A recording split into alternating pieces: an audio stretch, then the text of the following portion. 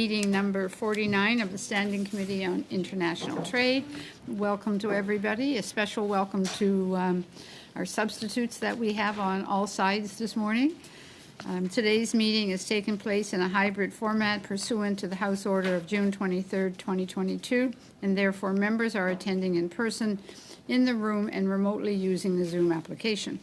I would like to make a few comments for the benefit of the witnesses and members. Please wait until I recognize you by name before speaking. When speaking, please speak slowly and clearly. For those participating by video conference, click on the microphone icon to activate your mic, and please mute yourself when you are not speaking. With regard to interpretation, for those on Zoom, you have the choice at the bottom of your screen of either Floor, English, or French. For those in the room, you can use the earpiece and select the desired channel. A reminder that all comments should be addressed through the chair. For members in the room, if you wish to speak, please raise your hand. For members on Zoom, please use the raise hand function. The clerk and I will manage the speaking order as best we can, and we appreciate your patience and understanding in this regard. Please also note during the meeting it's not permitted to take pictures in the room or screenshots on Zoom. In accordance with our committee's routine motion concerning technical tests for witnesses, I've been informed that the committee that all witnesses have completed the required tests. Should any technical issues arise, please advise me and we will suspend the meeting in order to ensure that everyone has an opportunity to participate. Pursuant to Standing Order 1082 and the motion adopted by committee Wednesday, February 2nd, 2022, the committee is resuming its study of environmental and human rights considerations regarding Canadian mining firms abroad. We have with us today two panels. The first panel is Export Development Canada, Rachel Guthrie, Vice President ESG Strategy Outreach and Reporting by Video Conference, and Sophie Roy, Vice President ESG Customer Success Group by Video Conference. And from the Office of the Canadian Ombudsman for Responsible Enterprise, we have Sherry Mayhofer, Ombudsman, by video conference. Welcome to you all. We will start with opening remarks and then proceed with a round of questions from the different members. Ms. Guthrie, I invite you to make an opening statement of up to 5 minutes. Thank you. Good morning, Chair, honourable members, ladies and gentlemen. It is a great pleasure to be with you today, and we are happy to contribute to the committee's study of environmental and human rights considerations regarding Canadian mining firms abroad. For the last several years, Export Development Canada has been guided by an agenda that puts the pursuit of sustainable, responsible, progressive and inclusive trade at the centre of its business operations.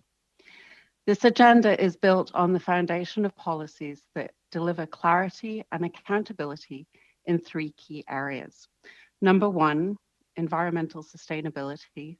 Number 2, business ethics and transparency. And number 3, the protection of human rights wherever EDC's customers do business. For those who are less familiar with EDC, let me take a moment to provide a quick primer. EDC is a Crown corporation dedicated to helping Canadian companies succeed on the world stage.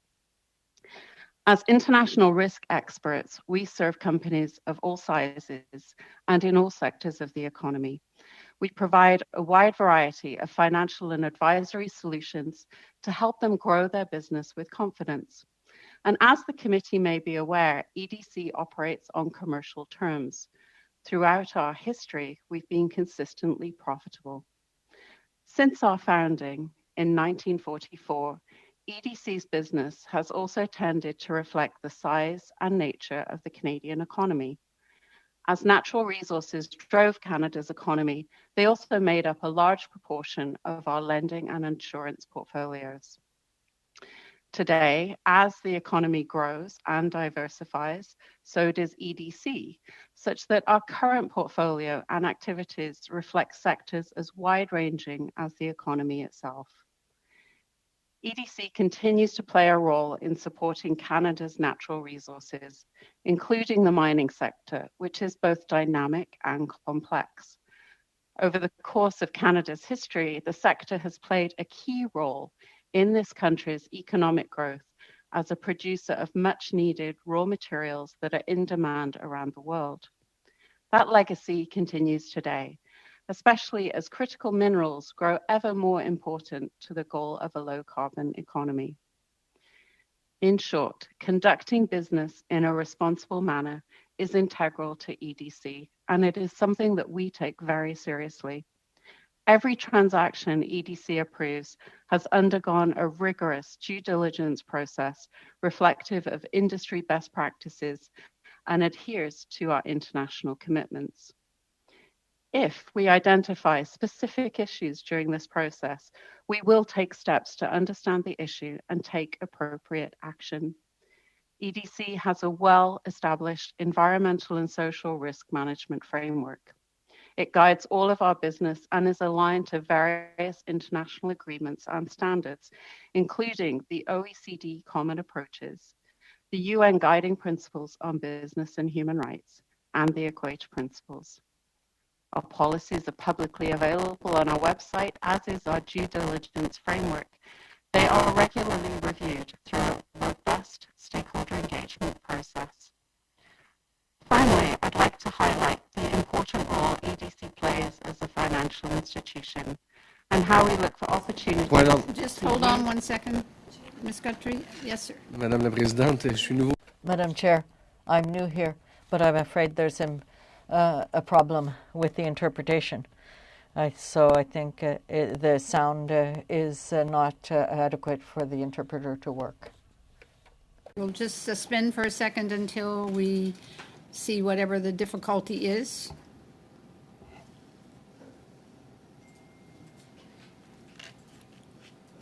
Est-ce que les tests de son avaient été faits au préalable? I think tests were done beforehand. Parfait. Non, c'est juste pour m'assurer du... I just wanted to ensure that was the case. Sure that everything is functioning properly.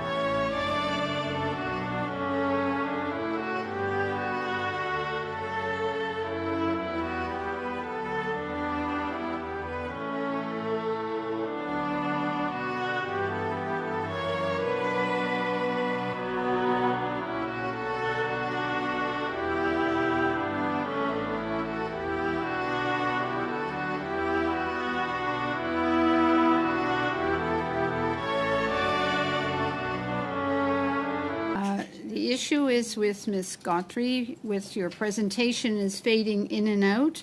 The translators have your written script, and so they feel they can follow that, but there may be a problem after that. So when we get into the question and answer, but I understand you have a colleague who may have a better connection.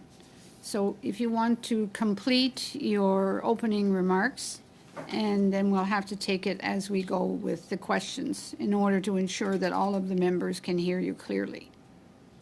Thank you, Madam Chair. I will resume.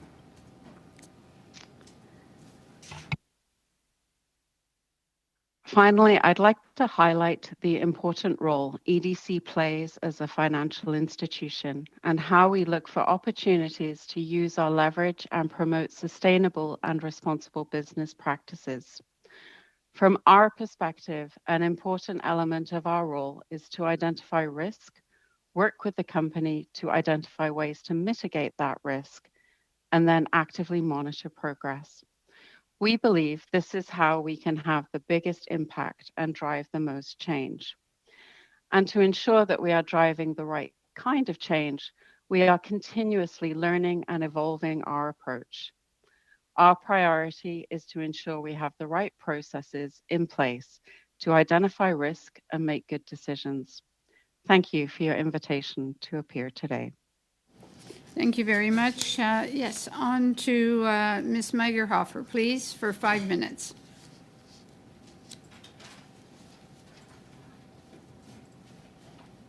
You're on mute, ma'am.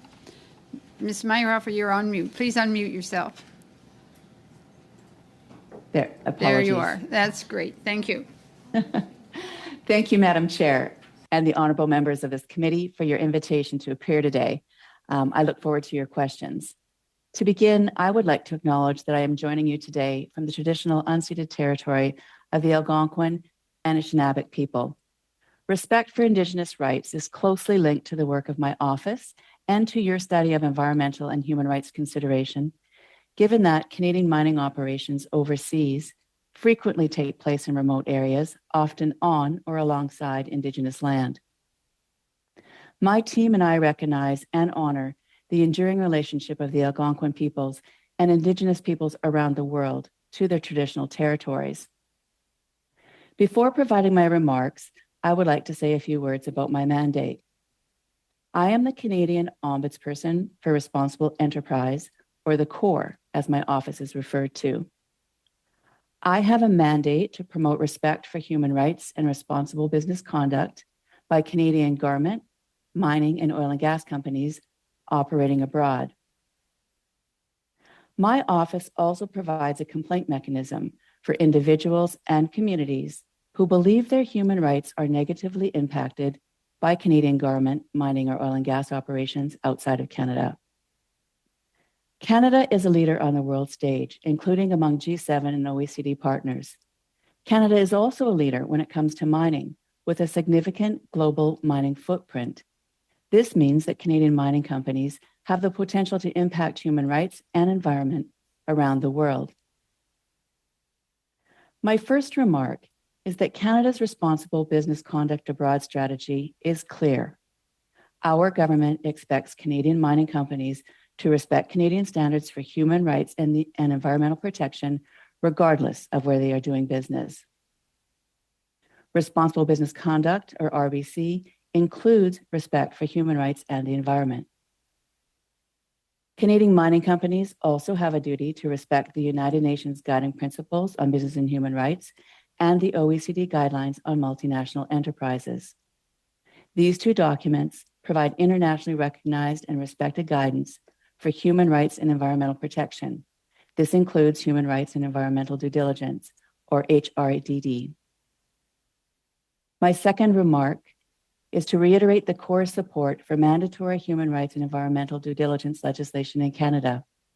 We believe that mandatory due diligence legislation that applies to all sectors and that covers all human rights will advance corporate respect for human rights and help prevent human rights and environmental abuses from taking place.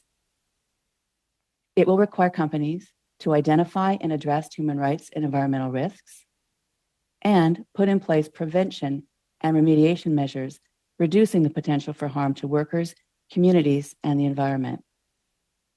It will also reduce company costs, both financial and reputational. It will enhance Canada's leadership in protecting human rights and the environment wherever Canadian companies do business. My third and final remark is that Canada has the capacity to strengthen effective redress for human rights and environmental harms arising from the operations of Canadian mining companies outside of Canada. This can be done by providing the Corps with the power to compel documents and witnesses. I referred earlier to the United Nations Guiding Principles on Business and Human Rights. Those principles recognize the duty on states, including Canada, to ensure effective access to remedy for impacted individuals and communities. The Corps currently has the power to conduct investigations, engage in mediation, and when appropriate, make remedial recommendations to Canadian companies and others. We also have a duty to report publicly and to follow up on our recommendations. These powers can have a positive impact. However, the Corps does not currently have the power to order Canadian companies to produce documents or witnesses. With these additional powers, the Corps would have a greater positive impact. Specifically, a Corps with powers to compel would first provide access to effective remedy for impacted individuals and communities who do not have access to relevant information and who may face retaliation for exercising their rights. Second, it would incentivize Canadian companies to voluntarily participate in the Corps' complaint process, including the use of consensual dispute resolution, such as early resolution and mediation. And lastly, it would demonstrate that Canada is meeting its obligation to ensure that access to remedy is part of corporate accountability for human rights and the environment. Thank you very much. Thank you very much. On for questions, 6 minutes. Mr. Seaback, please. Thank you very much, Madam Chair. My first question is going to be to EDC. When we look at the mandate of EDC, the 2014 strategy also mentions that Canada's Trade Commissioner Service can provide Canadian mining firms with contacts and advice related to identifying, managing, mitigating environmental and social risks, such as the risk of human rights abuses associated with their mining activities abroad. According to the strategy, the Government of Canada will not support Canadian mining firms that do not comply with corporate social responsibility guidelines and best practices. What we heard today, at committee prior, is that companies that are not in compliance with this are still able to access trade commissioners. Do you have any evidence about that? Do you have a way to enforce this? And have you ever been notified that this has taken place? And if you were notified, what steps did you do to remedy that situation? Thank you, Mr. Seaback, for the question. As we have stated, conducting business in a responsible manner is core to how EDC conducts itself and something that we take very seriously.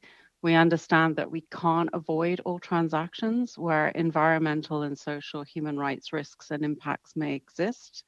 But regardless of how robust our environmental and social due diligence practices are, our approach allows us to use our leverage and remedy. I'm actually going to pass it to my colleague, Sophie Roy, to answer your question regarding the Trade Commission. Yes, good morning, and thank you for your question. We're not in a position to attest today if the Trade Commissioner's Office actually follows process or provides support to companies with regard to the application of their own policies. What we can say is that whenever we intervene and we provide support to companies, we conduct our own due diligence to ensure that the companies are meeting our own standards to gain our support. Sorry, so you're saying you don't have any information about the trade access to trade commissioners by companies that may not be compliant? So, sorry, I'm getting an echo. Can you please repeat the question? So my question was, you don't have any information about trade commissioners assisting companies that are not following, for example, the Towards Sustainable Mining program, or in fact have been found to be in violation of some of these principles, they're still being able to access trade commissioners. Are you aware of that? Do you do anything to try and prevent that?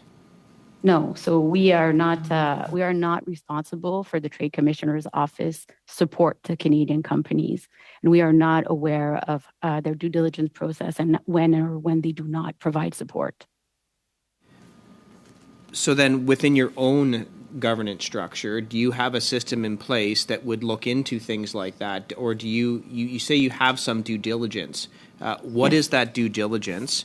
And sort of what scrutiny are you applying to the assistance that you're giving to Canadian companies, and in particular Canadian mining companies abroad? Yes, so we have a robust due diligence framework for both environmental impacts and human rights impact at EDC, and every transaction that we support needs to go through this process.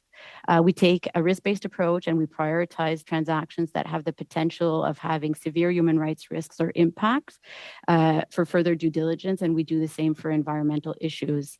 EDC assesses our customers' capacity to manage human rights risks and impacts, and we use our leverage whenever we can to influence our customers' action to prevent, mitigate their human rights impact on the ground. When higher residual risks are identified in a transaction, we will track and we will monitor the human rights performance of our customers. And EDC also plays a role in enabling remediation based on its connection to the harm. So we do this for transactions in the mining sector, just like in every other sector that we support at EDC. You have a document that outlines that particular process that you've described in sort of very little detail. And if you do, can you provide that guidance document to the committee so we can use that as part of our report? Yes, absolutely. We'll be happy to provide that for you. All of our due diligence processes are actually accessible on our website as well, but we'll be happy to circle back with the committee. Very quickly to CORE, we did have some concerns raised by a witness that referenced two companies under investigation by our office. But this study is about mining firms abroad, and by a little bit of further research, we learned that they actually may have been involved in the garment industry. So I don't know if you followed what happened at committee. Are there any, investigations about mining companies right now with CORE, or is it just with respect to garment companies, likely in the Xinjiang region? Yes, thank you for your question. We currently have 15 complaints with the CORE. 13 are in the Xinjiang region, and 2 of those are mining companies. One of the mining companies is actively involved we're at the initial assessment stage of our process, and one of the others has not responded to the complaint. With the one that's engaged, we are in the process of determining how we could work with them and the complainant to resolve the issues that are set out in the complaint, and we will decide at the end of the initial assessment whether we will be doing a mediation or review early resolution, and we'll be reporting on that. With respect to the company that has not responded, we will be reporting on the fact at the end of our initial assessment that they have not responded. Just to be clear, did you say 13 of the 15 complaints are in the garment industry? That's right. That's correct. Thank you. Okay, Mr. McKay for 6 minutes, please. Thank you, Chair, and I'll direct most of my questions to the CORE. Representative Ms. Meyer, good to see you again. See you. As you know, S211 is on the docket for March 6 for report stage 3rd reading, and it's gone through the Senate, and it's had a unanimous vote in the House, and then it's had gone through the Foreign Affairs Committee, and now it's back on the floor of the House. And a witness that will follow you will say that it would be better if parliamentarians voted against this bill, as it is counterproductive to the quote-unquote momentum around due diligence. So my first question is, given the resolution of your organization that S211 pass as quickly as possible, what would you say to anyone, let alone the witness that will follow you, that S211 should not see the light of day? Thank you very much for the question. I want to start by stating that this, strong supply chain legislation is critical for preventing and addressing human rights abuses in global supply chains and ensuring Canada remains competitive. And I believe, my office believes, that S211 is a first step forward to strengthen respect for human rights by Canadian companies operating abroad, and we support any efforts to strengthen supply chain transparency. As you know, we do believe that the Bill S211 can be strengthened. We submitted a brief to the Standing Committee, Senate Committee on Human Rights during its deliberations, and we suggested 4 ways to strengthen it, to add fighting labor trafficking, to add the ability to make regulations, to identify the thresholds, make reporting requirements more detailed, and strengthen oversight, including by independent audits and annual reports. So you can find our brief on Bill S211 on our website. But sort of to summarize, we support the legislation. We believe it can be strengthened. We said in our brief, the strengthening can happen through regulation. No law is perfect. If it were, I think I'll stop there. You didn't have to stop there, but you can. So the argument on the other side is that they prefer due diligence legislation, and yet there's only 2 countries that have due diligence legislation, the Germans and the French, and the French are still fiddle-farting around with their due diligence legislation. And in fact, there's a report that says that the law is still very poorly applied, and some of the companies that they had hoped to get involved haven't even bothered filing a vigilance plan. So in the event that that S211 does apply, what regulations do you think the government could attach to the bill, which would move us a little bit further along towards what everyone would agree is an aspiration? Yeah, and thanks for that question. So just want to say that in the Corps' mind, in my mind, it's not an either or transparency legislation or human rights, environmental due diligence. They both serve a purpose. So I think that they both have merit. And with respect to regulations, what we can look at is, the different sectors need to be treated differently, and maybe different thresholds within those sectors, because some sectors have more complex and longer supply chains, and there's just different situations for each sector that need to be, we think, can be addressed through legislation and should be addressed through legislation. Okay, well basically we're talking about what's reality and on the table and passable in this Parliament versus aspirational at this point. But I wanted to move from that point to your current mandate as it's set out. There are those who argue, me among them, that you should have the authority to compel documents and compel persons to give testimony before you. Has the lack of that authority hampered your ability to conduct your office? I'll just go back to when I responded about the complaint. So we now have some complaints that have come into the Corps. We are dealing with them. And there are some companies who have refused to participate in our process. So having the power to compel witnesses and documents would provide my office with the powers needed to require company participation and avoid the need for human rights allegations to go to courts, which is less accessible and expensive. So I think we have some indication now that not all companies are going to engage. The only way we could, move forward and do a true thorough job would be to have those powers. With others, I just want to reiterate that our hope is that in most cases, and we're experiencing that now, that we're able to work in a cooperative and productive manner with companies to address the issue. So, but that's not every situation, and we already have evidence of that. Very much. Mr. Giuseppe, for 6 minutes, please. Thank you, Madam Chair. My question will be going to Export Development Canada. It's simple. Do you count on the Ombudsman on CORE to ensure that your company, the financing of companies that have violated human rights, do you count on them to act? I hope my time won't be shortened.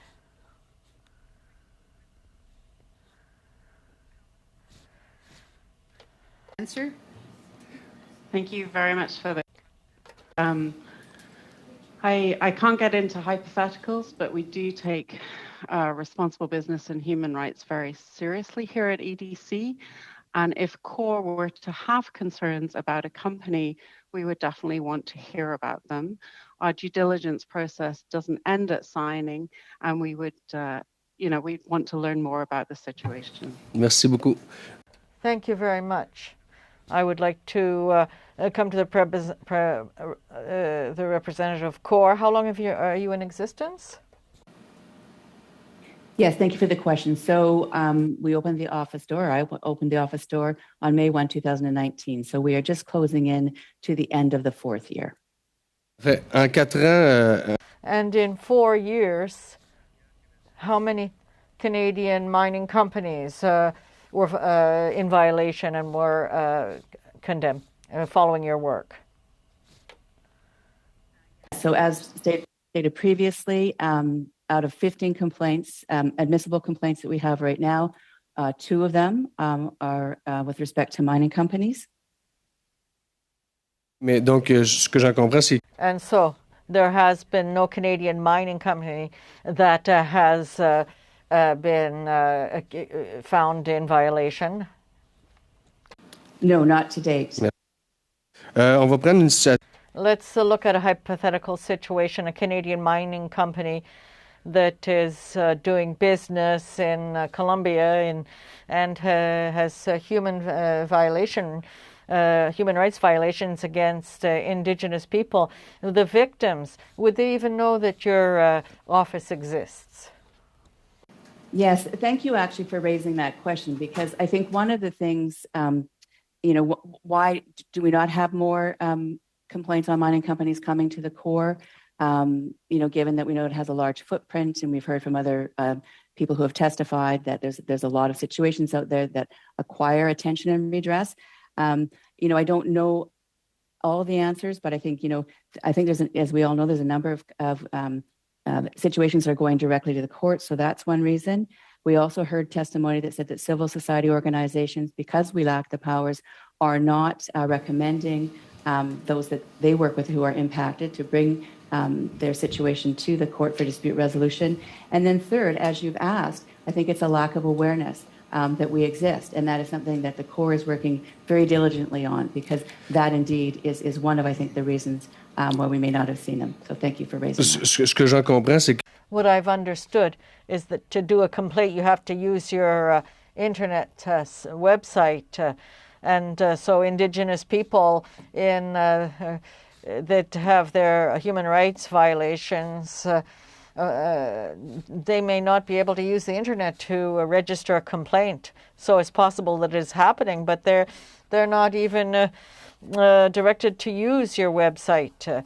And this is something that's been set up by the Canadian government. I think it's maybe wasted money, if that's the case. Yeah, can I just say that we are taking steps to be more accessible and to have a longer reach. We are engaging with a consulting company to help us to identify the networks and the different civil society organizations that exist in the various countries to help us be able to access down to a local level. Merci, je suis désolé, j'ai vraiment. Thank you. I'm very sorry. I don't have much time, but I don't want to cut you off and be impolite, but I think that the response has been given to other colleagues. I'd like to come back to the EDC. You heard CORE say that it was impossible for them to be able to succeed so that people could make complaints to the organization when there are human rights violations. So how then would it be possible for your organization to know whether or not you're financing mining companies who right now are violating human rights? How would it be possible to know, even if the ombudsman who is to be doing this work is not able to actually do reports on those mining companies? I'd like to hear what you have to say on that. Yeah, thank you for raising this concern.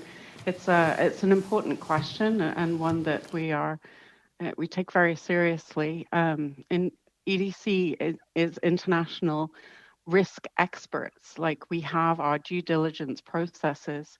My colleague Sophie has a team of 70 people who their role is to assess risk. And when we are concerned about a situation, we will actually send in boots on the ground to have a look and to verify the circumstances. Oui, je vois que c'est très sérieux comme. Yes, I can see that's very serious. Thank you very much. Mr. Cannings for 6 minutes, please.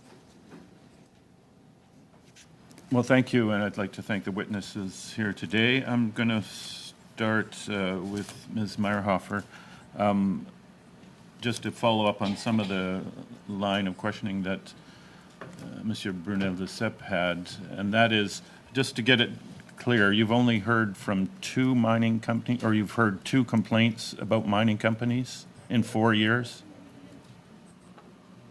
So just to be clear, well, I opened up the doors to the Corps in 2019. We were a brand new organization. We had to consult and build out our procedures and get our technology going so that we could put up our complaints portal. And that happened in March of 2021. So it's been 2 years with complaints. So just two admissible complaints received, yes, right, from mining companies. And did you say those complaints were from China? That's correct. Okay, so you've heard no complaints from Central America, South America, Africa?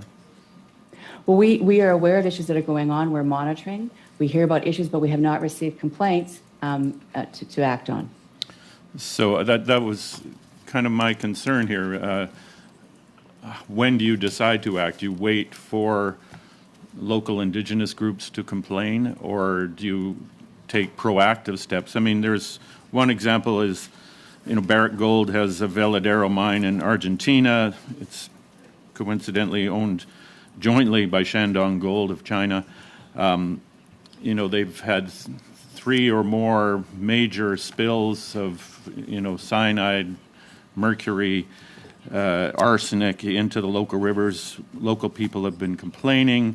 The UN special rapporteurs on the environment and human rights have put out a letter on this, including David Boyd, one of the special rapporteurs, who's from the University of British Columbia. And I'm just wondering, does that get you? What do you do when you hear about that, and why haven't you heard about that? Shouldn't you be reaching out to these people and saying, we'd like to hear the details on this?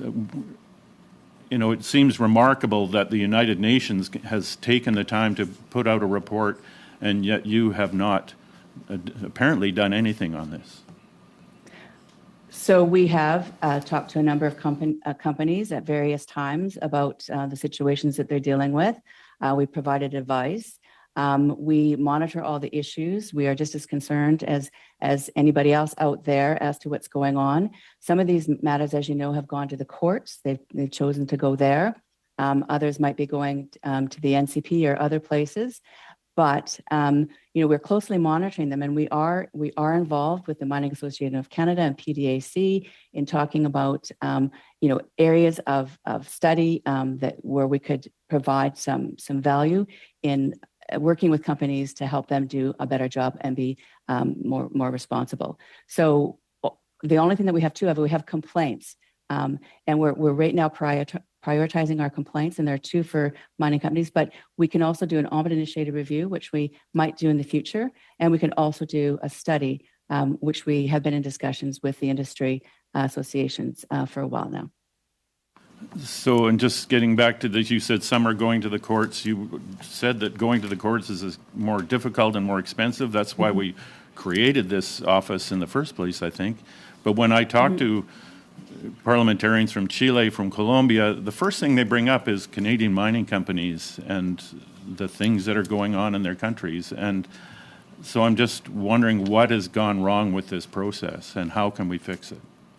Yeah, so don't forget that you heard testimony that with respect to mining situations, Canadian civil society organizations are not encouraging parties that they come, impacted individuals and communities that they come into contact, to bring their complaints to the core. So that's one possible situation also. And so why would they not be suggesting that? Why would they say avoid core? Well, according to their testimony, what they said is that, you know, that we need the powers to compel documents, because without that, they're afraid about the potential for retaliation against impacted parties. Without that ability to compel testimony and documents, your powers are so limited that people aren't even approaching you.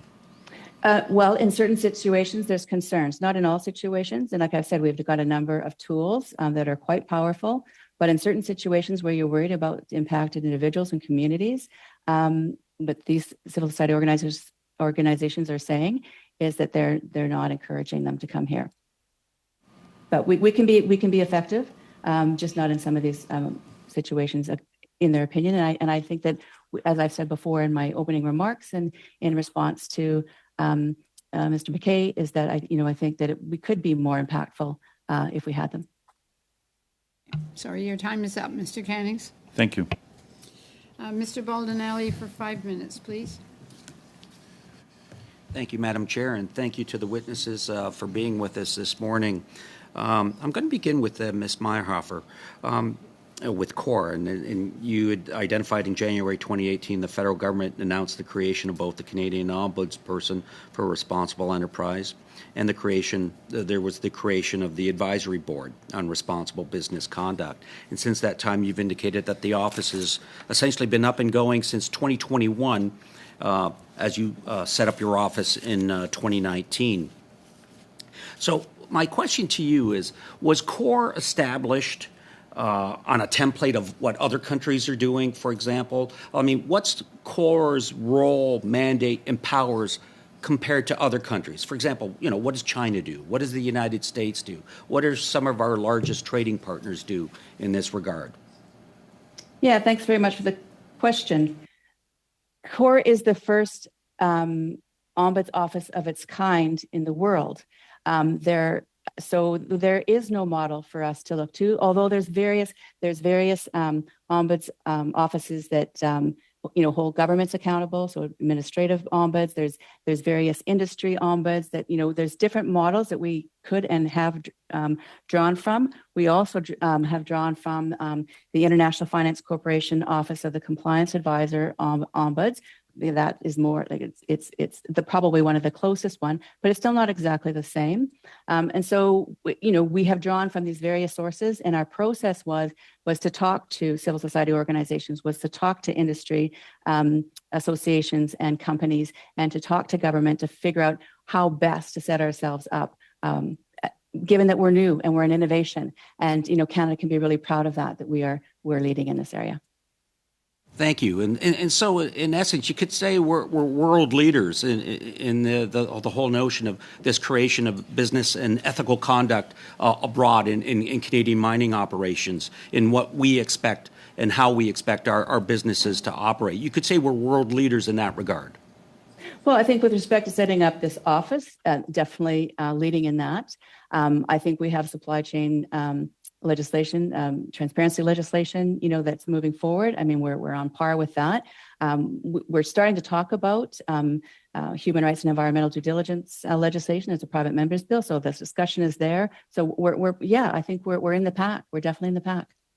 And now if I could go on to Ms. Guthrie with EDC, and you had mentioned the role as a financial institution, and as part of that, and part of your office's role is to identify risk, ways to mitigate that risk, and review what is going on with those companies that you're supporting. Now, for example, do you work with CORE at all in terms of what they do? I mean, Ms. Meyerhofer had indicated one on her second point. CORE supports mandatory due diligence, identify and put in place remediation. So do some of the actions of CORE actually work together with EDC? I mean, when you're working with some of the companies that you're supporting, you talk about ways to mitigate. But are you reviewing that? Are you pulling any funds? Have you had concerns with business mining companies, Canadian mining companies abroad, where you're saying you're going to end Canadian support? Thank you for the question. So I actually have been with EDC for 18 months and came from the financial sector. And I will say that, upon arriving here, I have been very impressed with the level of due diligence. I do believe that EDC's practices are far beyond many financial institutions, and just the understanding of human rights at the board and the executive level, to understand leverage and remedy. And we've made many training activities happen across the organization. In response to your question about our relationship with CORE, EDC would stand on our own due diligence practices, but we have met with CORE on a regular basis, helping them understand how we approach business transactions. There are occasions where we would turn down a transaction, and these numbers are actually reported in our integrated annual report in the public domain. Thank you for that. And if you could table that with the committee, I'd like to see, for example, those numbers. But don't you think we as a government and a country would benefit from greater coordination on that whole issue? I mean, we've talked about three separate government agencies that are looking at the due diligence, specifically your operations, your agencies. CORE is doing that. And then it was told to one of my colleagues earlier about the trade commissioner officers and their offices doing their own due diligence as well. Could it not benefit that there would be closer coordination of these government departments? As a question, with all due respect, EDC is a Crown corporation, and these are policy questions. So I definitely refer you to Global Affairs Canada and the Trade Commission. Thank you. Thank you. Thank you very much. On to Madam Dillon. Thank you, Madam Chair, and thank you for our witnesses for being here this morning. I will start with Mrs. Guthrie. How does the EDC ensure that its support of Canadian mining companies abroad aligns with sustainable development principles and protects the environment and local communities abroad at the same time? Thank you. That's an excellent question. Thank you so much. As it pertains to our due diligence practices, I will actually pass to my colleague, Sophie, to respond. Thank you. Yes, thank you for the great question. Maybe I can provide a little bit more information on how we actually conduct our due diligence on these transactions. And like I said at the beginning, for mining sector or for any other sectors that we deal with at EDC, we start to look at the risk indicators and we really prioritize the transactions that are of higher risk. So we look at country of ops, industry, track record of counterparties, and also very importantly, we look at the presence of vulnerable people that could be impacted on the ground. So we're talking about Indigenous people, women, children, and other minority groups, obviously. We also look at the customer's ability to avoid, prevent, and mitigate the risks through their risk management systems. And we assess the customer's stakeholder engagement and their grievance mechanisms that they have in place as well. Once we identify that there are still gaps in the way that they are actually managing their risk with international best standards, we will seek agreement on actions that need to be undertaken and then include some of these agreements into some of our loan documentations. And then we ensure that mechanisms are in place to be able to address remedy when those situations occur. I think what's important for us to understand here is that the due diligence process that we put in place at EDC starts at the beginning of a relationship or at the start of a transaction, but it doesn't end at the signing. It's something that we actually continue during the relationship that we have with our customers, and when events or impacts occur, we go back and we do some of the work and engage again with our customers abroad and look at how they're addressing and remediating some of these impacts. So that's how we actually conduct it and make sure that we are meeting the goals and international standards that we've adhered to. Thank you for your answer. And I'd like to follow up with a question regarding part of your testimony, your answer to my previous question. If a company doesn't comply, in that case, what happens? So there would be different ways for us to be made aware of such a situation. We could learn about it through the notification of our own customer, our EDC's annual review of certain products, and adverse media coverage that we track on a nightly basis, or credible third-party criticism that we will take very seriously, obviously. And when that happens, we connect again with our customers to gain better understanding of the impacts on the ground, what has actually happened, what actions they are taking to actually address the situation. We've also sometimes have engaged directly with local communities that have been impacted to really gain a better understanding of what the situation is like and ensure that the proper steps are being taken to address. And when that is not feasible, unfortunately, there are situations where EDC will decide to exit a relationship or withdraw our support.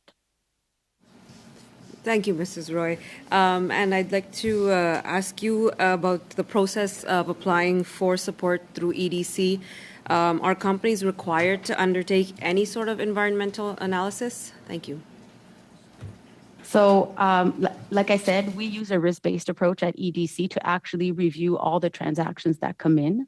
And when we identify particular risk indicators, so when there are indications because of a country, because of a sector, that there might be more severe impacts, whether to the environment or to the human rights of the people on the ground, then we will undertake due diligence with the customers, send them, connect with them, have conversations, or send them a list of questions that they need to answer. And this is part of the process that is required for them to actually access support from EDC. Thank you very much. On to Mr. Desepp for 2.5 minutes, please. Oui, merci beaucoup. Thank you very much, Madam Chair. Madam Mayhofer, you said earlier that you're very happy to be a leader, a world leader, but you said that you don't have enough powers, you're not getting any results, and you don't have accessibility. So really, can you explain your pride? Well, I think we are having some impact. I have 15 complaints at the moment with the Corps, and let me see, about the majority of them, the companies have engaged, and we are discussing issues, and hopefully we'll be moving to resolution and remediation.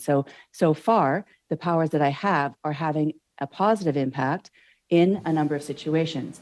They're not having a positive impact in all situations. And so the point is not that we're not having any success, but that we could have more success if we had the ability to compel. Merci. Juste vous rappeler que l'étude porte sur les minières canadiennes. I'd just like to say that this is on minings, and you have 2 complaints out of 15, so I just wanted that to be noted. Another question for EDC. You said that you're taking your situation very seriously. Your work is serious, and we had this discussion with the Human Rights Committee, and so your organization brought things forward. So what type of corrections have been brought forward following the study of the international human rights on the Canadian situation? I think if your work is serious, I think you must have brought some corrections forward following the work of the committee. Thank you. I'm very happy to address that question. You know, we know that the intersection of human rights and international business is an area of tremendous complexity and a lot of public. You cannot hear? Pardon, Madame la Présidente, j'ai pas de traduction. I'm sorry, but I'm not getting any interpretation. C'est bon, I je will pense qu'on pass avait to juste un Sophie bouton à to peser. answer. C'est bon, c'est réglé. On peut repartir la réponse depuis le début. Yes, we can start again. Can you give your answer again from the beginning? Ben là, il y avait un problème de traduction, donc je pouvais. There was a problem. I wasn't getting the interpretation. Not with the question, though. Yes, okay. If we can get the answer, Ms. Goodtree?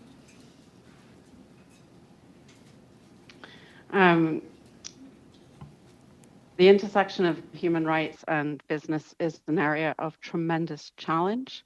Where we have fallen short, we believe in accepting responsibility and finding ways to do better. We issued our board-approved human rights policy in 2019. Since then, we have introduced the principles of leverage and remedy. We have trained our workforce and our board on these principles. And EDC has an ESG advisory council, a member of which is part of the working group on the UN Business Principles of Human Rights. To the members of the committee, we have to switch on to the next panel. So I want to thank our witnesses today for your very valuable information. And I will suspend for a moment while we switch panels.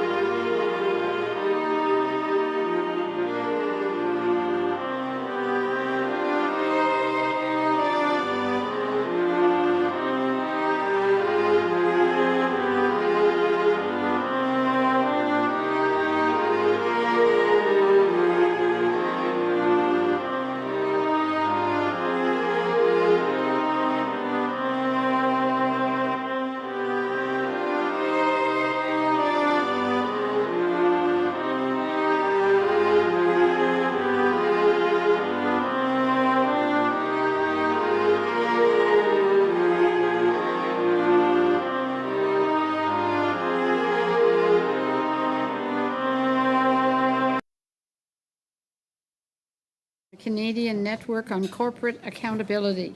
Emily Dwyer, Policy Director. Ms. Dwyer, welcome to our committee. I invite you to make an opening statement of up to 5 minutes and then followed by a round of questions from the members. Please, the floor is yours, Ms. Dwyer. Good afternoon, Chair and distinguished members of the committee. Thank you very much for the invitation to be here and for your interest in studying this vital issue. Nous sommes reconnaissants au Parlement de prendre cette question. We're very appreciative of the government taking this seriously, and we would like there to be very quick action responding to different violations to the human rights which are going on abroad. Dwyer, I'm the Policy Director at the Canadian Network on Corporate Accountability, CNCA. Founded in 2005, the CNCA unites 40 member organizations and unions from diverse sectors who collectively represent the voices of millions of Canadians. Our members are located across the country, have long-standing relationships with workers, women, and Indigenous peoples in every corner of the world. I work from the unceded and traditional territories of the Algonquin and Anishinaabe peoples. What I can tell you in no uncertain terms is that the mining sector is linked to serious risks of human rights abuse and environmental harm. To illustrate, John Ruggie, author of the UN Guiding Principles on Business and Human Rights, reported to the UN Human Rights Council that, quote, the extractive sector is unique because no other has so enormous and intrusive a social and environmental footprint, unquote. In addition, for the past 7 years, the Business and Human Rights Resource Centre has reported on attacks on human rights defenders, and it has consistently documented that mining is the most dangerous sector for people who work to protect human rights. These facts are particularly relevant given Canada's outsized share of the global mining sector. According to Natural Resources Canada, around half of the world's mining companies are headquartered in Canada, and Canadian-based companies are present in 97 foreign countries. As a result, we have a particular responsibility to act. To be clear, I am not here to argue that all mining is bad. I am also not here to argue that all mining is good. What I am here to demonstrate is that Canada's approach to Canadian mining abroad is flawed. It is an approach that is based on voluntary oversight, where what mining companies do is almost entirely based on their own goodwill, their benevolence, their bottom line, without real rules requiring companies to respect human rights, nor real consequences if companies are involved in harm-causing behaviour.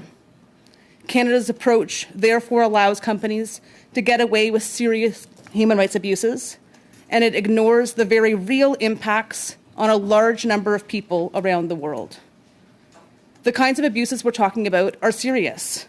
They include threats, killings, bodily harm, gang rape, unsafe and exploitative working conditions, forced labour, failure to respect the rights of Indigenous peoples and women, and serious environmental damage. For years, our network, along with hundreds of thousands of Canadians, organizations from diverse sectors, impacted people from around the world, and multiple UN bodies have called on Canada to implement effective mechanisms to prevent and remedy Canadian corporate human rights abuses abroad, particularly in the mining sector. Other advanced economies are increasingly recognizing that meaningful measures to address corporate malfeasance are essential to long-term prosperity and sustainability. There is growing momentum towards mandatory human rights and environmental due diligence laws that require companies to respect human rights and the environment. Canada should join this race to the top. Our network is urging the Minister of Labour to move swiftly to deliver on his mandate letter commitment to introduce legislation to eradicate forced labour in Canadian supply chains and ensure companies don't contribute to human rights abuses abroad. To be effective, Canada needs a law that goes beyond a basic reporting requirement and includes these three key elements. The law should require companies to prevent harm rather than focusing on reporting. It should help impacted people to access remedy, and it should apply to all human rights. Unfortunately, Modern Slavery Reporting Bill S211, that will soon come before Parliament, will not help address corporate abuse, nor help Canada catch up with legal trends in other advanced economies. As a final comment, we note the absence of directly impacted people on the witness list for this study, and we would encourage this committee to expand the number of hearings so that MPs can hear directly from impacted communities and workers. We would be happy to facilitate that. Thank you for your time. I look forward to responding to your questions. Ms. Dwyer, on to Mr. Carey for 6 minutes, please. Thank you very much, Madam Chair, and I want to thank the witness for her testimony. This has been a very insightful study, and I'm looking forward to seeing the report. One of the things you mentioned in your testimony, you mentioned that Canada's approach is flawed, and we've had other witnesses in front of us basically admitting, yeah, it's flawed, it's not perfect, but when we compare relative to other countries around the world, our approach, there are still ways in which Canada is leading. And I was wondering, in order to educate committee members here, which countries around the world do it better than Canada? Are there any other countries that have like an organization like CORE that, you know, there is a mechanism there? Could you enlighten us to what other countries are doing for best practices? Sure. I would say, and we have testified to this and submitted this to the Government of Canada and to the CORE's office itself, is that without the power to compel documents and testimony, the CORE is not very different from the offices that already existed in Canada. So the national contact point, which is a requirement in all OECD countries, we've had in Canada since 2002. And it has the ability to receive complaints, to offer mediation, and to report publicly. What would have distinguished the CORE, what would have made it the first of its kind in the world, are those robust investigatory powers that exist in other ombudspersons' offices in Canada. What we're seeing around the world in terms of best practice is momentum towards mandatory human rights environmental due diligence legislation. So there's the French and the German laws. There's also legislative proposal laws expected in the European to cover the entire European Union before the end of this year, and several other national proposals around the world. This is what the United Nations is calling on Canada to do, and what the UN guiding principles really are expecting of the Canadian government, which is to put in place mechanisms to ensure that companies are required to respect human rights and that people can access remedy. I think the notion that Canada is somehow a leader is, when it comes to business and human rights, is not something that can be substantiated by the facts. The UN Working Group on Business and Human Rights, Surya Deva was the former chair. He testified before the Senate when they were studying Bill S-211, and he was quite clear. If Canada wants to be a leader in business and human rights, it should empower the CORE with the powers to independently investigate and should pass comprehensive human rights and environmental due diligence legislation.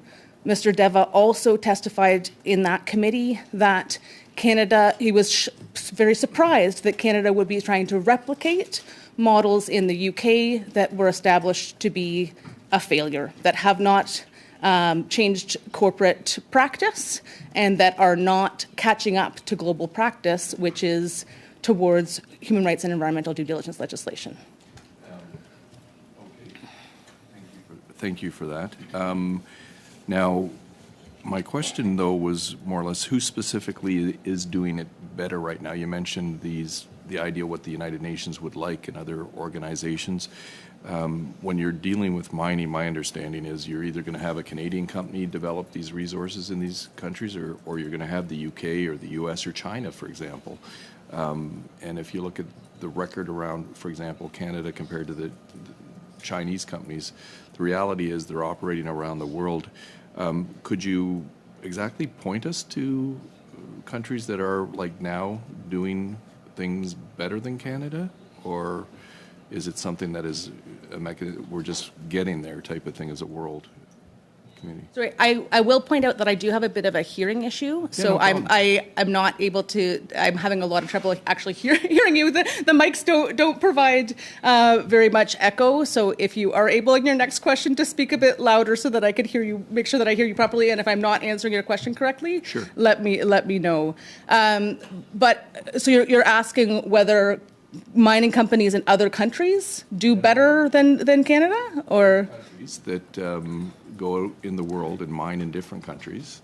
You know, the big ones, the UK, the USA, China. When they go into other countries, they have domestic laws that govern their companies, or do they, in any way whatsoever? Could you point to a specific country that does do it better than Canada? You mentioned the United Nations. There's all kinds of things what we should be doing and what countries should be doing. But are there countries out there right now that are actually doing in terms that you of would regulating companies? Yes. There are several examples You mentioned across France and across Germany for a few Europe. things. There is France, Germany. The Netherlands has an advanced proposal. They have a child labor due diligence law on the books, and they're planning to expand that to other sectors. Across the European Union, there are regulations. The United States has a ban on the import of goods from the Xinjiang region. They have a ban on the import of goods made with forced labor that's actually enforced.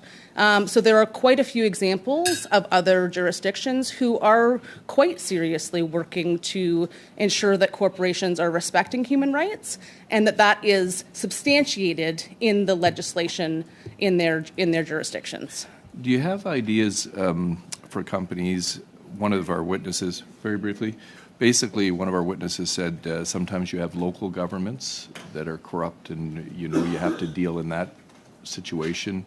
Sometimes for security reasons, there may not be able to guarantee security of their workers, things like that. How does a company going into a foreign country that has very different rules than Canada and regulations in Canada, how do they consolidate how they do things and do things with best practices if the local governance isn't supportive of those things? Ms. Dyer, I'm sorry, you're going to have to try and answer that question while you're responding to one of the other members, possibly. If you turn your situation there onto the floor channel, you'll be able to hear it better. With your earpiece. The floor. Floor? Turn it to floor, please.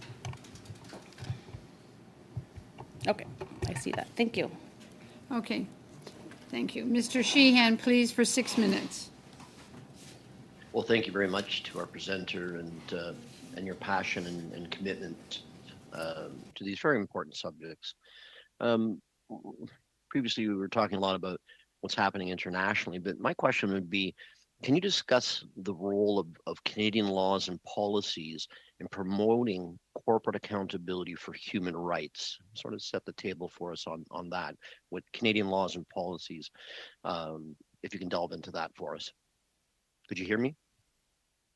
In terms of existing Canadian laws and policies, delving into human rights? Yes. Yeah.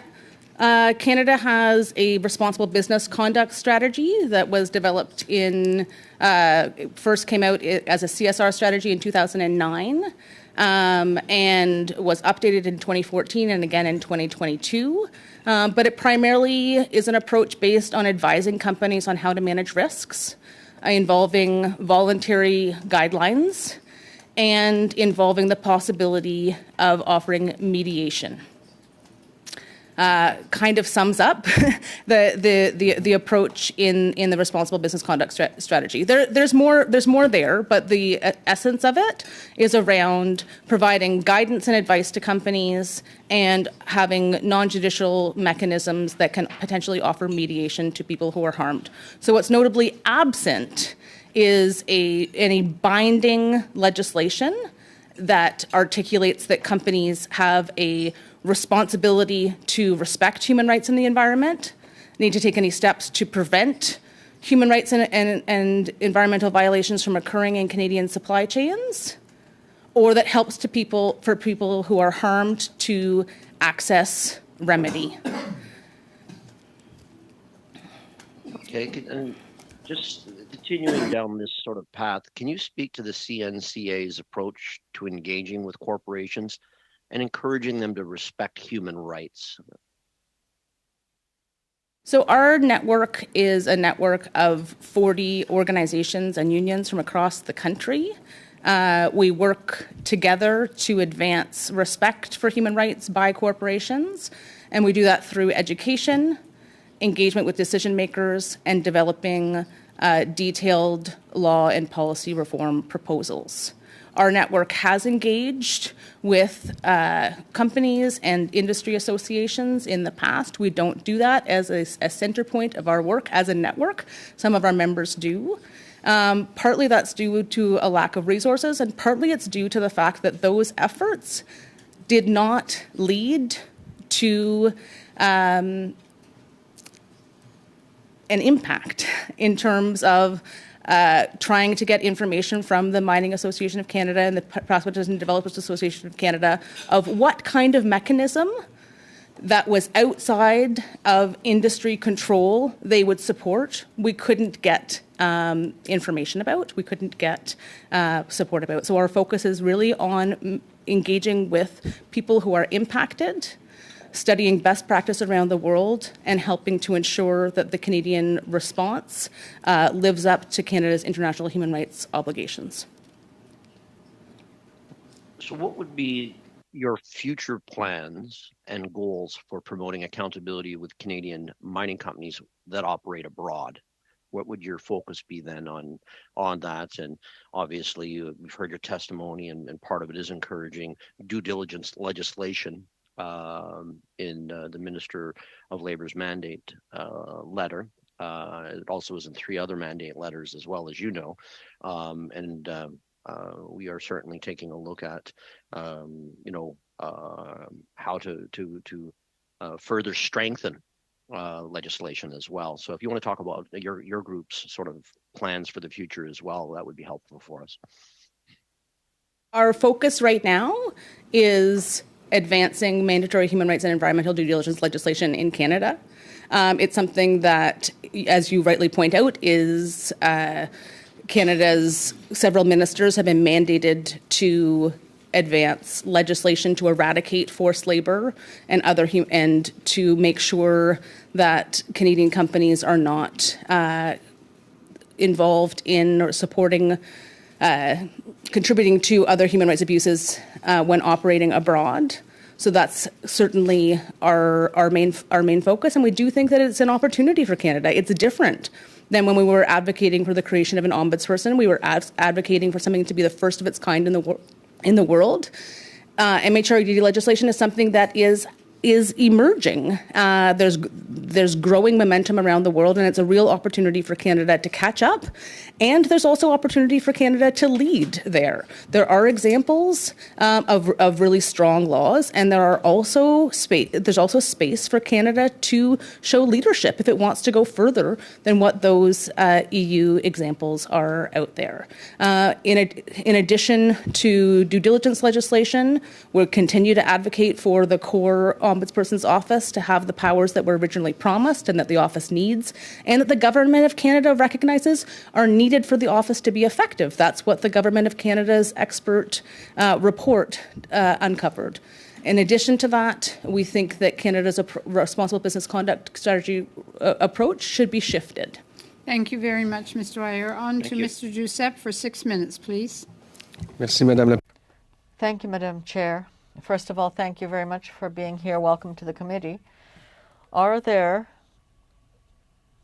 strong possibilities that Canadian taxpayer money through EDC is financing mining companies who have committed violations abroad?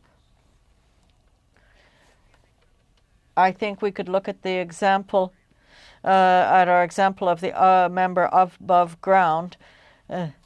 If you look at ION EDC, you can see the practices of the EDC and how there's needs to have stricter regulations, and they have a document that examines 8 examples of cases where financing of EDC has gone to companies where there are allegations of human rights violations. You have SNC Lavalin, Tech Resources, Kenross, Bombardier.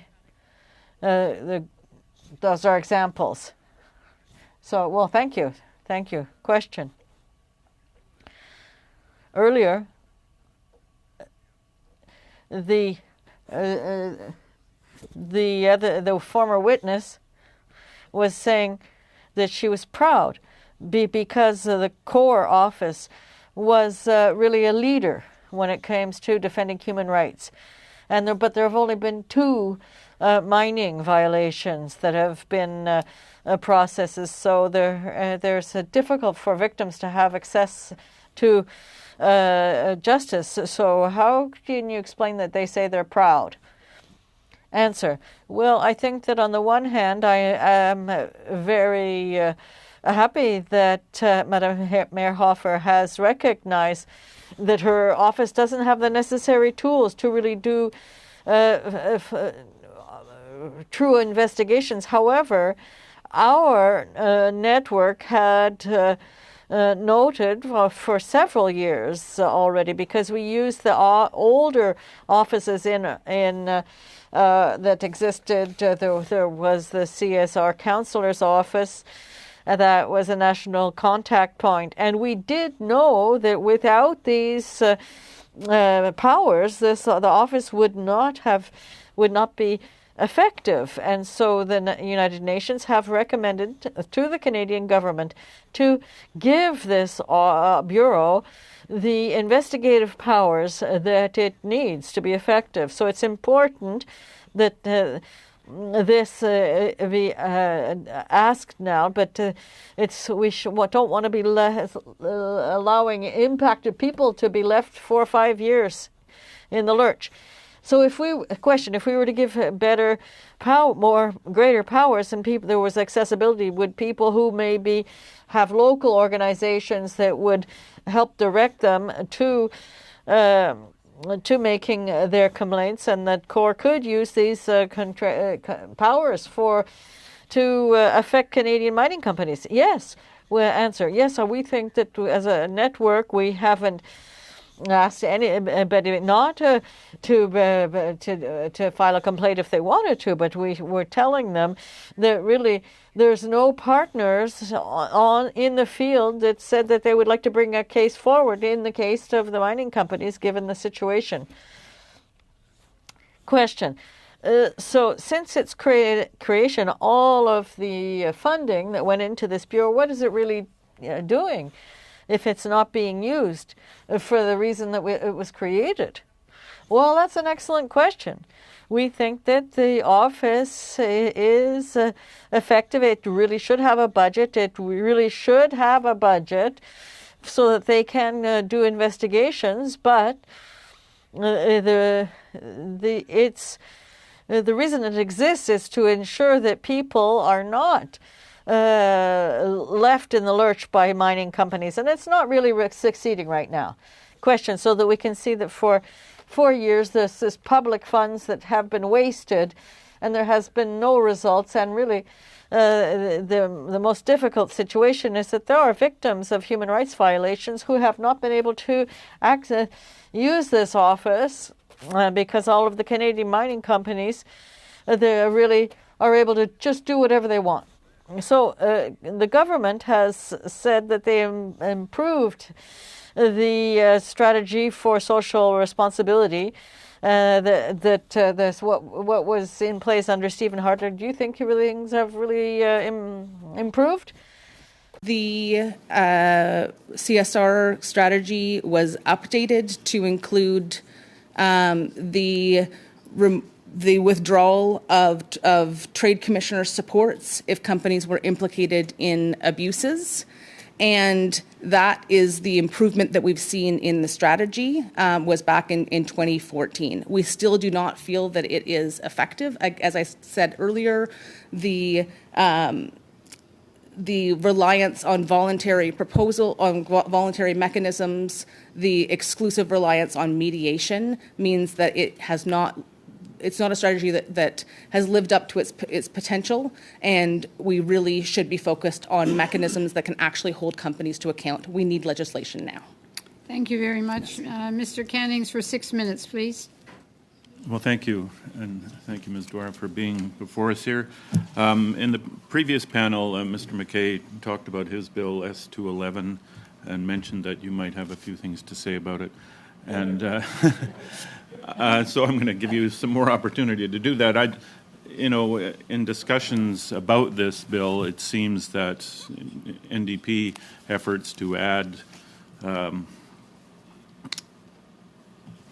due diligence parts to the bill, which would make it something that would really achieve something. Mr. McKay seems to think that that would make it too difficult to pass. In other words, the Liberals and Conservatives wouldn't support it.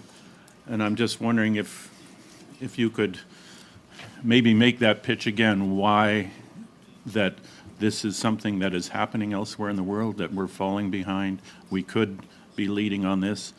It can happen, and it really has to happen if this bill is to have the powers that we need to make sure that we put an end to slave labor. Thank you very much for the question. And I think one of the things that I would point to is, with all due respect, MP McKay, is the description of S211, the effect of it that you gave last week. In my view, misrepresents what the impact of S211 would be.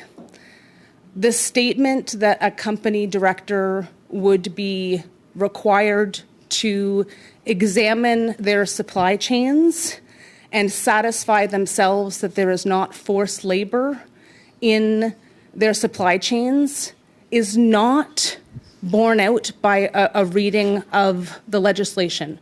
What S211 would do is require companies to report each year on any steps they've taken, if they've taken any steps, to identify, mitigate, and address forced labor and child labor in their supply chains. It does not require companies to take any steps. And this is a very significant part of the rub for civil society and for impacted people around the world, is having a law that only requires you to report, but doesn't require you to stop using child or forced labor, doesn't require you to take any step to identify the use of child or forced labor, doesn't require you to... Ms. Dwyer, please direct your comments to the chair. Apologies, Chair.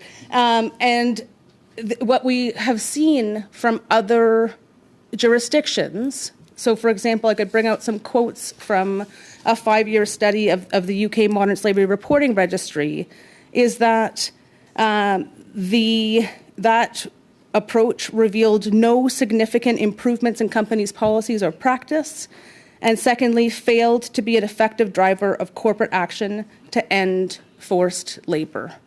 So in reality, I agree with what was stated earlier, which is that it's not a question of transparency versus due diligence legislation. Both can exist. We believe that Bill S211 will likely be passed into law, but I do think that it is important for members of Parliament to understand clearly what that law would and would not do, and understand that it is absolutely not a replacement for the need for Canada to take meaningful action. What it would do would be to catch up to a 2015 law in the United Kingdom that the evidence did not impact corporate behavior. Why would Canada replicate that kind of approach when there are other models that are more comprehensive, that fall in line with what the UN guiding principles are asking for, and that fall in line with what impacted people around the world are asking for? When CNCA published its model legislation, we had 150 organizations and unions representing directly impacted people from 32 countries who endorsed our model. I have never heard of any impacted person asking for a law to report only. 1 minute. Okay, well, thank you very much. And now just switching gears to the responsible business conduct strategy. If you could perhaps comment further on how effective that is. Have we made it better over the years. It's in its third iteration. Yeah, and as I was saying earlier on the responsible business conduct strategy, one of the pieces that was brought up previously was around integrity declarations or digital attestations, and that is seen as it was touted as kind of the hallmark of this responsible business conduct strategy, and it is essentially a kind of checkbox where companies are asked to say, we recognize that there are guidelines and always the UN guiding principles on business and human rights, and agree to operate effectively. What's still missing wantonly from Canada's approach is something that responds to the demands of impacted people. Thank you very much. On to Mr. Martel for 5 minutes, please.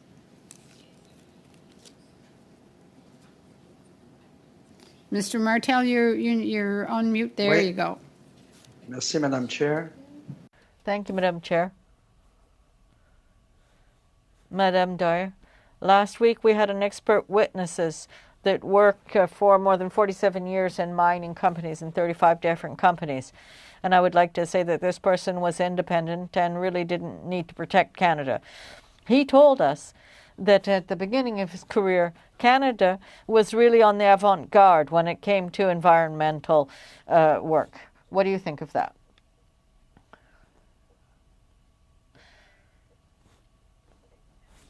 Well, statistics and the evidence really don't show that Canadian mining companies are really better internationally than other companies.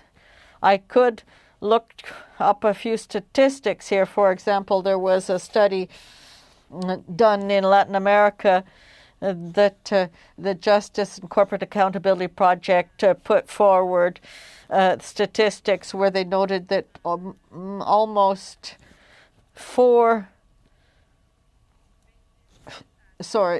28 Canadian mining companies were linked to 44 deaths and more than 400 people who were injured between 2004 and 2015.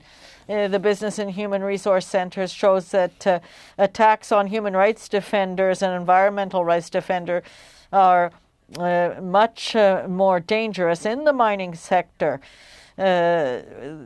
And now those studies exist. So I don't think that statistics really support this statement. But here it's not a question of whether Canadian companies are better or worse. The reality is that in all cases, in all sectors, there are examples of abuse. And what we don't have is a way to respond to that. Madame Dwyer, I also have another question. So this independent expert did have experience in the field. So you're saying that Canada is really at the bottom of the list. And in the United States, they do have legislation to defend human rights and environmental rights. Are you saying that the U.S. is better than Canada?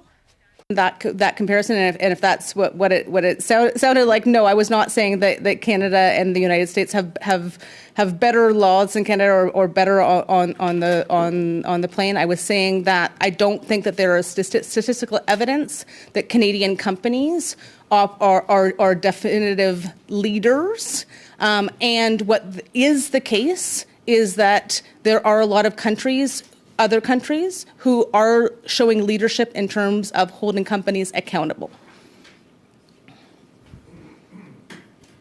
Madame Dwyer. Madame Dwyer, in Canada, we have legislation for mining companies, but it's difficult to apply the legislation outside of the country because every country has a different legislation. What do you think about that? If a Canadian mining company wants to do something or apply something elsewhere and another company, they don't want to do it, and the country may not want to work of this. So I'd say first, the United Nations are clear that companies are required to respect human rights around the world, and that Canada has international human rights obligations to make sure that third-party actors, including companies, respect human rights. At the same time, it is Canada is entirely in its position to be able to regulate. One example I would give is the case of Nevson Resources operating in Eritrea.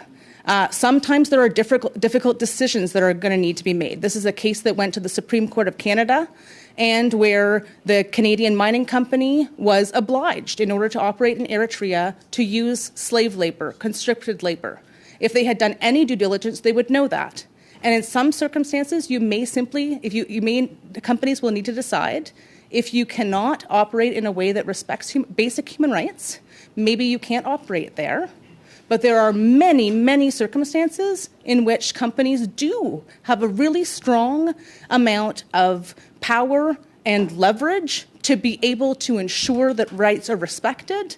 And the notion that it is simply problems with other countries doesn't bear fruit. I would point to another court case. Thank you very much, Ms. Dwyer. I'm sorry, we're just tight for time. On to Madame Lapointe for 5 minutes. She will be the last questioner, as we have to do some committee business at 12:45. Madame Lapointe, you have the floor for 5 minutes, please. Thank you, Madam Chair. So I'm from Sudbury, which is a major mining hub of Canada.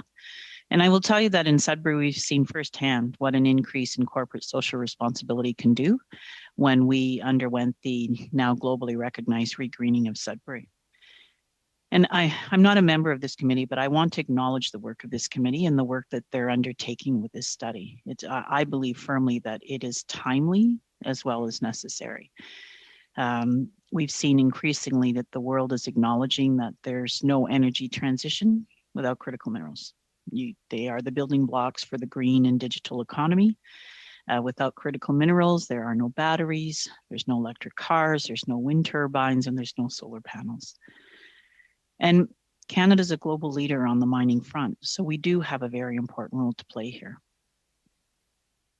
Coming from a mining town, some may assume that Ms. Dwyer and I have opposing views, but I would tell you that that isn't the case at all. I listened very attentively to your opening statements, Ms. Dwyer, as well as a lot of the responses that you gave. And you talk about, because of Canada's role in the mining sector, that this means Canada has a particular responsibility to act. And I agree. I think we need to ask ourselves, how can we assist Canadian mining firms to identify and mitigate those environmental and human rights abuses that are associated with their mining activities abroad? So my first question to you is, you expressed concerns about getting cooperation from the mining sector in Canada. So in your opinion, what can the government do to help build that bridge between industry and between organizations like the Canadian Network on Corporate Accountability? Well, I think I'd like to give a bit of an example. So one is, well, we look at the situation of driving rules, for example. Most drivers are going to respect a stop sign or a stoplight because it's the right thing to do, because they don't want to hurt people around them. But some will need the laws of the road in order to do that. We recognize that we can't leave everything to simply doing the right thing because we're asking for it. And I think that the same thing applies when it comes to the mining sector abroad, where we would be able to say, even if you believe that the vast majority of companies respect human rights, there will always be a need to hold those accountable who are not going to do so of their own best on their own volition. And I think again the question is not necessarily around how to bring companies and impacted people together, but the question really that should be on this committee's mind is how to ensure that Canada is upholding its international human rights obligations to make sure that companies respect human rights and the environment, and that impacted people can access remedy. And that impacted people's rights are respected. Thank you very much. Thank you. What can you tell us what the key areas of focus are for the Canadian Network on Corporate Accountability, and why are these important for promoting accountability? Our network focuses on the rights of impacted people around the world and ensuring that companies are required to respect them. And part of the reason that this is important is because the international system right now allows companies to operate with virtual impunity. So we see people around the world who are being harmed on a regular basis. This has been going on for a really long time. And it's borne out in our membership, where several of our members don't necessarily work on corporate accountability or business and human rights. But they found in order to be able to work on international development projects, on women's rights issues, on environmental protection, that the lack of corporate accountability is something that was getting in the way of those other goals. And can you describe very briefly, Madam Lapointe? Okay. Can you describe some of the key initiatives and campaigns that you've undertaken to advance that corporate accountability in Canada? Yeah, so the network has been around since 2005. We were involved in the national roundtables. We worked closely to advance Bill C-300 for quite a long time, for the creation of the Ombudsperson's Office, and for human rights and environmental due diligence legislation. We also work to bring the voices of impacted people to parliamentarians, because we do think that faced with the stories and accounts of directly impacted people, that will help to drive the necessary change. Thank you very much for your time. Thank you very much, Mrs. Dwyer, for that valuable information. I will suspend while we go. Point of order. Yes, Mr. McKay. As you can see, Madame Dwyer and I have a complicated relationship, shall we say.